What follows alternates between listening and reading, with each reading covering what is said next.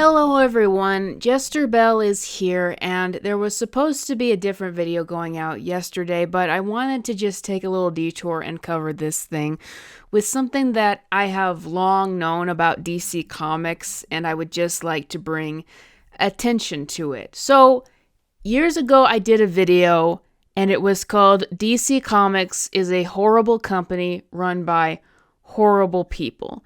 And maybe people think that I go to the extreme and I throw things out like that too much, but that was not what that video was. That was a video after years of reading DC Comics and paying attention to them and seeing what they would do, coming to the understanding that something is very, very wrong with that company and that they legitimately just have horrible people working there and making decisions there. And that is something that I would not say about Marvel Comics. And I know that Marvel Comics has made a ton of unpopular decisions, and their comics, apart from the Ultimate Universe, are so badly written now, they're practically unreadable.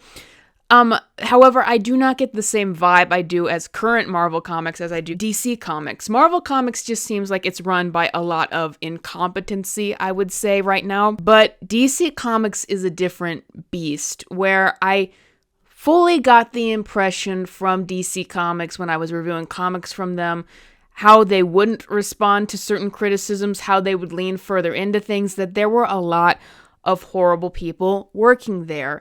And so I want to revisit that topic again here years later and just sort of double down on that, because the headline today is DC Comics cancels Red Hood comic book series after one issue. They have informed retailers that orders for all future issues have been canceled. Now, why would they do this? Well, it's because of the writer of the comic. And let me explain. For this new Red Hood series that was rated 17 and up, they hired an individual named Gretchen Felker Martin to write this comic, who is a trans woman who people looked at their Twitter account when they were hired and found that they had had a lot of violent tweets. However, this individual, despite people noting their past on social media, or I should say Blue Sky in this case, not Twitter, still went forward to write this Red Hood comic at DC Comics at a time when they are desperately trying to reinvigorate their brand with stuff like Scott Snyder's Absolute Batman and their DC Compact comics and things like that. Gretchen Felker Martin still went on to write this comic. And on the day of this comic releasing, people read the Red Hood comic. It got mixed reviews, and a lot of Red Hood fans had a big problem with it. But Gretchen Felker Martin was posting on their Blue Sky stuff like this. Kept seeing people TW Red Hood #1 for unaliving. I'm not sure if I can say this word on YouTube. And for the life of me, I could not figure out why until I remembered it opens with a bunch of cops shooting themselves. I just don't really consider them people. So yeah, Gretchen Felker Martin was posting a lot of violent stuff like that. And they were doing this on the day that Red Hood #1 was released. However, Gretchen Felker Martin would not get the axe from DC Comics supposedly until later that day, where the tragic news story happened. I'm sure all of you have read it. And Gretchen Felker Martin continued to post violent things on Blue Sky, basically supporting the violence that had happened. And it got a ton of backlash on social media that this is the kind of person that DC Comics would hire. So I was seeing all this happen, and I thought, because of what I've seen from DC Comics in the past, that they would do nothing about this. But to my surprise, they acted some hours later with canceling the Red Hood series. Now, the first issue was already out yesterday, so that they cannot retract that. They are offering credit for people if they want to return the issues, but all future installments of that series are just straight up canceled. And DC Comics, to my surprise, did issue a statement saying, "At DC Comics, we place the highest value on our creators and community and affirm the right to peaceful, individual expression of personal viewpoints. Posts or public comments that can be viewed as promoting hostility or violence are inconsistent with DC's standards of conduct." Now, you might say that's all very well and good, and people are saying that Gretchen Felker Martin is now fired from DC Comics. I want to point out that's not necessarily true. First of all, at DC Comics, you don't work as an employee, so you wouldn't be fired. You get a contract. So what would happen is they would either terminate the contract or just not continue the contract. So if Gretchen Felker Martin does not get any more work from DC Comics, that would mean that their contract is not being renewed, and that would mean that they are essentially fired. So we have to wait and see for that. I want to just point out they haven't officially confirmed that all contracts with this person is terminated and that they will not be working at DC Comics at all ever in the future. It's just that Red Hood series has been completely canceled and retracted, and that they have denounced what this person has written on their Blue Sky, which their Blue Sky is currently suspended because of what they were writing. But I want to point out some key factors in this storyline is that, number one, this individual was tweeting stuff like this, promotions of violence and hostility against people they didn't like. They were doing so for months. They were doing so as the Red Hood series was being developed, as they were hired onto this series. People had pointed this out as this person had been hired to write this series. And this had been up there, similar tweets, or I'm sorry, not tweets, but whatever is referred to on Blue Sky for months. And DC Comics did nothing. And they did nothing when they posted what they did this morning about cops on their Blue Sky as the series was coming out. DC Comics did not act against this until they received a ton of backlash from social media yesterday that was spurred on and amplified by the tragic event that it was all surrounding.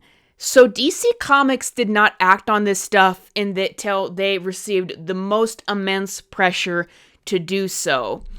And I just want to highlight that because while I am glad that the individual is not working on that series anymore, and hopefully they're not going to get another book from DC, this has been a culture at DC Comics that I've noticed, that they hire a lot of these horrible people. And like the editors and the senior editor who hired this individual, probably full knowing what was being posted on social media, they're still working there. They're still working at DC Comics and probably aren't facing any repercussions about this.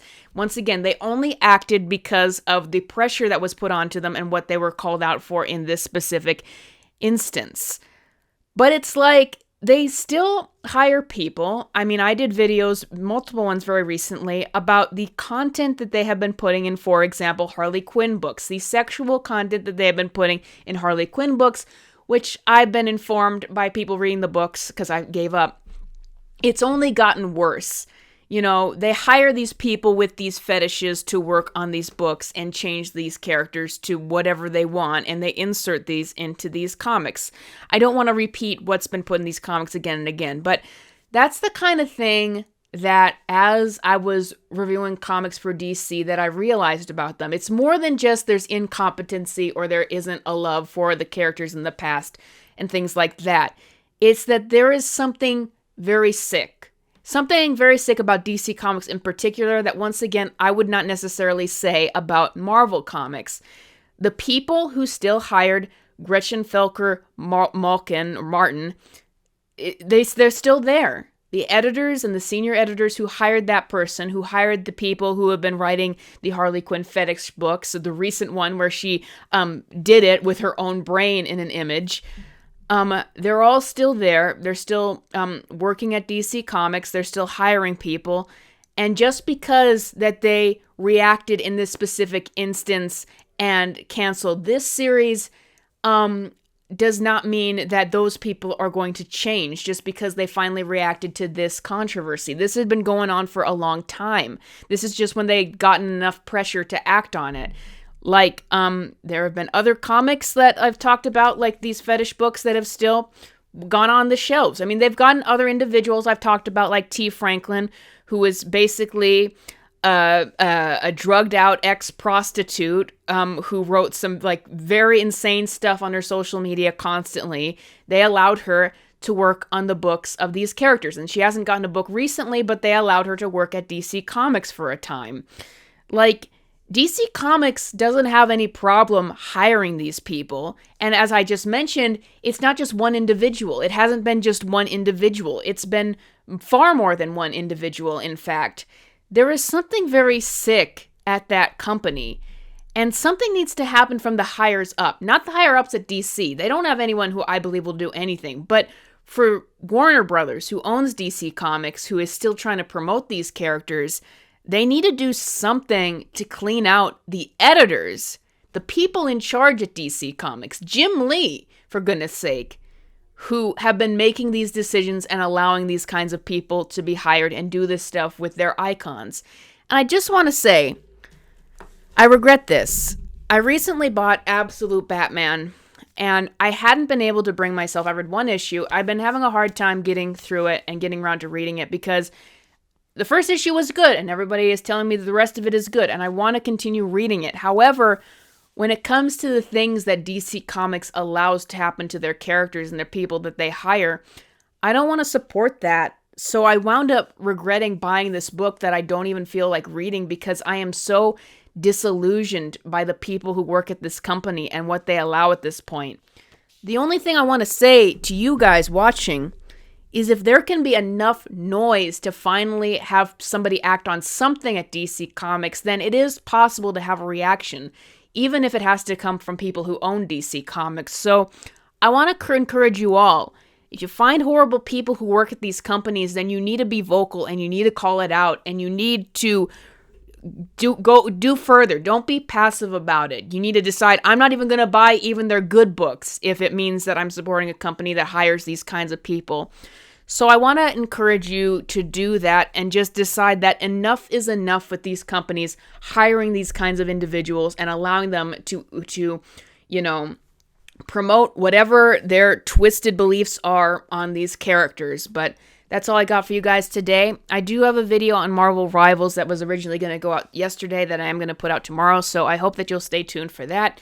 So stay safe out there, everybody. Thank you for watching this video. And if you want to support me on Patreon or memberships, please do so. I am going to catch up and do an exclusive video for that very soon. I'm a little bit behind. Thank you for bearing with me. And I will see you guys next time.